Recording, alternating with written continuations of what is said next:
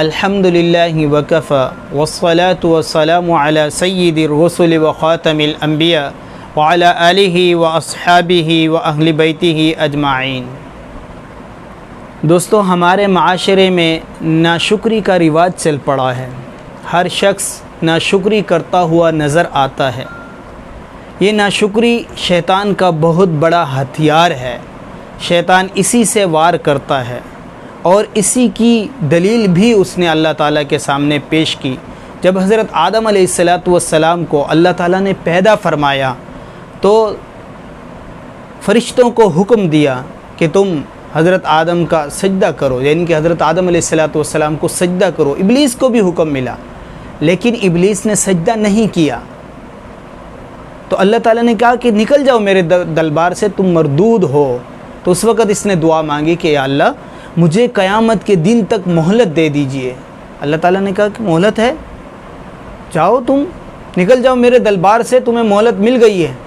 جب اسے مہلت مل گئی تو یہ ذرا چوڑا ہو گیا اور کہنے لگا کہ ثم لآتینہم من بین ایدیہم ومن خلفہم وعن ایمانہم وعن شمائلہم ولا تجد اکثرہم شاکرین، کہ یا اللہ آپ نے مجھے مردود کر دیا اور میں ہوا اس کی وجہ سے ہوں، یعنی کہ حضرت آدم علیہ السلام کے انسانوں کی وجہ سے ہوں، حضرت آدم ہو یا اس کی اولاد ہو، اسی کی وجہ سے مجھے آپ کے دربار سے نکالا گیا، تو میں آپ کے ساتھ وعدہ کرتا ہوں ثم لآتینہم من بین ایدیہم، تو میں آپ کے بندوں کے پاس دائیں سے بھی آؤں گا، بائیں سے بھی آؤں گا، آگے سے بھی آؤں گا، پیچھے سے بھی آؤں گا۔ ولا تجد اکثرہم شاکرین، تو آپ جو ہے کم تعداد میں شکر گزار لوگ پائیں گے، نہ شکر زیادہ ہوں گے۔ تو یہ چیلنج دیا ہے اللہ تعالیٰ کو شیطان نے کہ میں آپ کے بندوں کو ناشکرہ بناؤں گا۔ اور آج ہم معاشرے میں دیکھتے ہیں کہ ہر دوسری زبان پہ ناشکری ہے۔ شکر کرنے کے 3 درجات ہیں، 3 درجے ہیں شکر کرنے کے۔ پہلا شکر ہے زبان سے، کہ لوگ زبان سے تو شکر کر رہے ہوتے ہیں لیکن ان کا دماغ نہیں مان رہا ہوتا، ان کا دل نہیں مان رہا ہوتا۔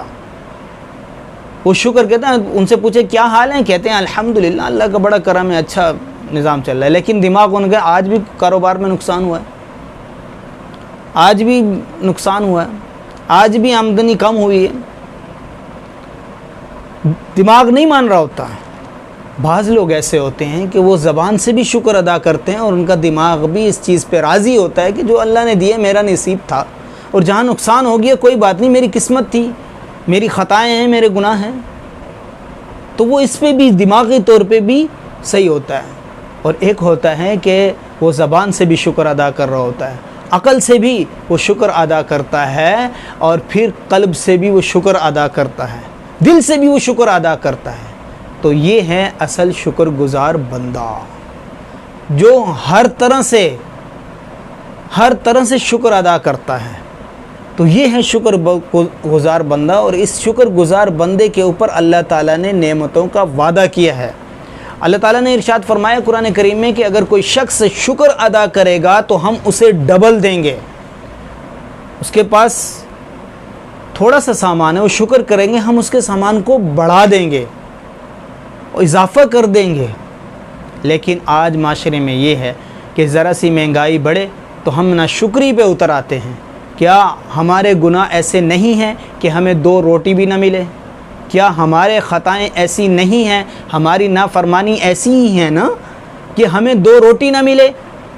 یہ تو اس کا فضل ہے، اللہ تعالیٰ کا کرم ہے، اس کا احسان ہے کہ ہمیں 2 روٹی کھانے کے لیے مل جاتی ہیں۔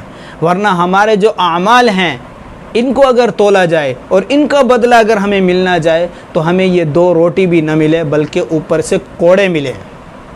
تو اسی لیے ہمیں چاہیے کہ ہم شکر گزاری کریں۔